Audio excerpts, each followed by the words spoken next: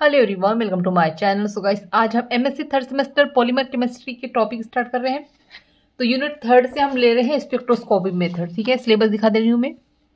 Unit third का नाम है analysis and testing of polymers. इसका हमने ये वाला टॉपिक कंप्लीट कर दिया है। ठीक है, अब हम स्टार्ट करेंगे ये स्पेक्ट्रोस्कोपी मेथड। ठीक है, तो चैनल पर नए तो प्लीज़ चैनल को सब्सक्राइब कर दीजिएगा, बेल आइकन प्रेस कर दीजिएगा। और एमएससी केमिस्ट्री ऑल सेमेस्टर के नोट्स परचेस करने के लिए आप मुझे व्हाट्सएप पे मैसेज कर सकते हैं। डिस्क्रिप्शन पे व्हाट्सएप नंबर शेयर कर दिया है। चलिए आगे देखते हैं। तो फर्स्ट है आईआर स्पेक्ट्रोस्कोपी। ठीक है,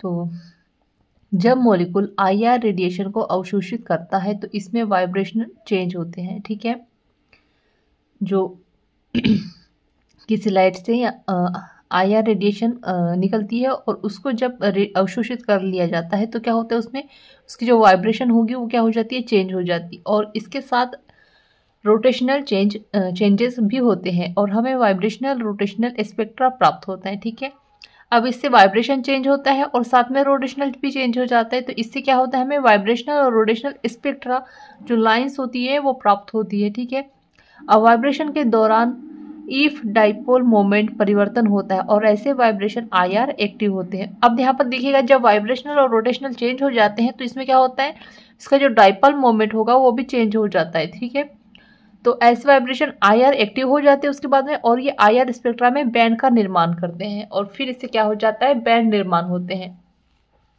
अब यहाँ पे दिया गया है जैसे वाइब्रेशन होगा तो डाइपोल मोमेंट चेंज होता है। ठीक है, तो इससे क्या हो जाता है, आईआर एक्टिव हो जाते हैं। ठीक है, और इसमें अगर इसमें चेंजेस होगा तो ठीक है, अगर चेंज होंगे तो आईआर, और अगर नहीं चेंज होते तो क्या होंगे, आईआर इनएक्टिव रहेंगे। ठीक है, तो यहाँ पर क्या है, मतलब कि वाइब्रेशनल और डाइपोल मोमेंट चेंज होने का बहुत बड़ी भूमिका है। ठीक है, अगर वाइब्रेशन चेंज होते हैं तो डाइपोल मोमेंट होते हैं और डाइपोल मोमेंट परिवर्तन होता है और इससे क्या होता है, आईआर एक्टिव होंगे। और अगर डाइपोल मोमेंट चेंज नहीं होता है तो क्या होंगे, आईआर एक्टिव नहीं होंगे, इनएक्टिव रहेंगे। ठीक है, अब पॉलीमर का आईआर स्पेक्ट्रा अत्यंत सरल होता है क्योंकि पॉलीमर में सेवेरल वाइब्रेशनल डिग्री रेट होते हैं, दैट इज ये सम फ्रिक्वेंसी के होते हैं, इसलिए ये आईआर स्पेक्ट्रा में अवशोषण बैंड का निर्माण करते हैं जिसका तीव्रता बहुत अधिक होती है और इसका स्पेक्ट्रा सरल होता है।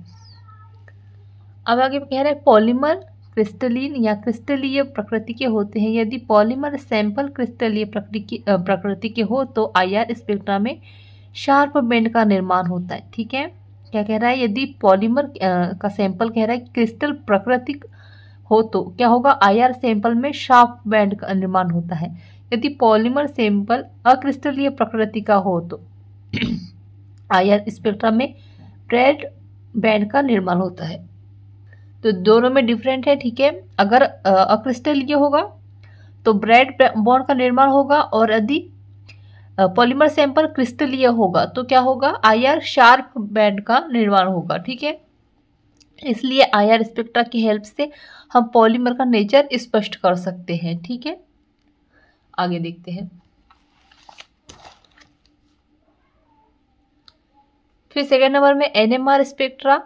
तो यदि स्पिनिंग न्यूक्लियस को एक्सटर्नल मैग्नेटिक फील्ड में रखा जाता है तो एनर्जी लेवल का स्प्लिटिंग हो जाता है और जब ये न्यूक्लियस एनर्जी अवशोषित करता है तो इसका ट्रांजिशन हाई एनर्जी या उच्च एनर्जी लेवल में होता है और जब ये पुनः ग्राउंड स्टेट में आता है तो ये एनएमआर स्पेक्ट्रा में पीक का निर्माण करता है।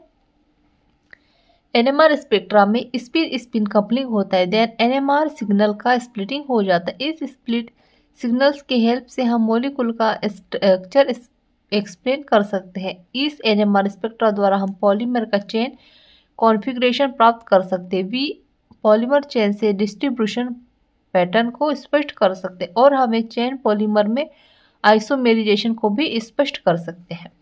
ठीक है, थर्ड नंबर में ESR spectroscopy. The basic principle of ER and NMR spectra is same और इनकी प्रायोगिक तकनीक भी लगभग सेम होती है, बट NMR स्पेक्ट्रा न्यूक्लियर से संबंधित होता है जबकि ESR स्पेक्ट्रा इलेक्ट्रॉनिक स्पिन से संबंधित होता है। देखिएगा यहाँ पे NMR और ESR में डिफरेंट बताया गया है कि जो NMR होगा वो न्यूक्लियस से इसमें संबंधित होगा, रिलेटेड होगा, और जो ESR होगा वो स्पेक्ट्रा इलेक्ट्रॉनिक स्पिन से संबंधित होगा, ठीक है। नाम से ही आप इसको डिफरेंट में पहचान कर सकते हैं, ठीक है।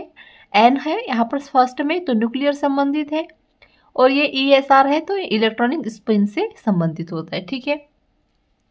अब ESR स्पेक्ट्रा का मुख्यतः यूज फ्री रेडिकल के स्टडी के लिए किया जाता है, और इस स्पेक्ट्रा की हेल्प से हम फ्री रेडिकल की अमाउंट ज्ञात कर सकते हैं और हम फ्री रेडिकल के स्ट्रक्चर को भी स्पष्ट कर सकते हैं। वे सारी पॉलीमराइजेशन प्रक्रियाएं जो फ्री रेडिकल मैकेनिज्म द्वारा उत्पन्न होती है उनका अध्ययन ESR स्पेक्ट्रोस्कोपी द्वारा किया जा सकता है। तो यहाँ पे जो है गाइस हमारा टॉपिक एंड होता है। सो आई होप आपको अच्छे समझ में आ गया होगा और नोट्स भी आपको पसंद आए होंगे।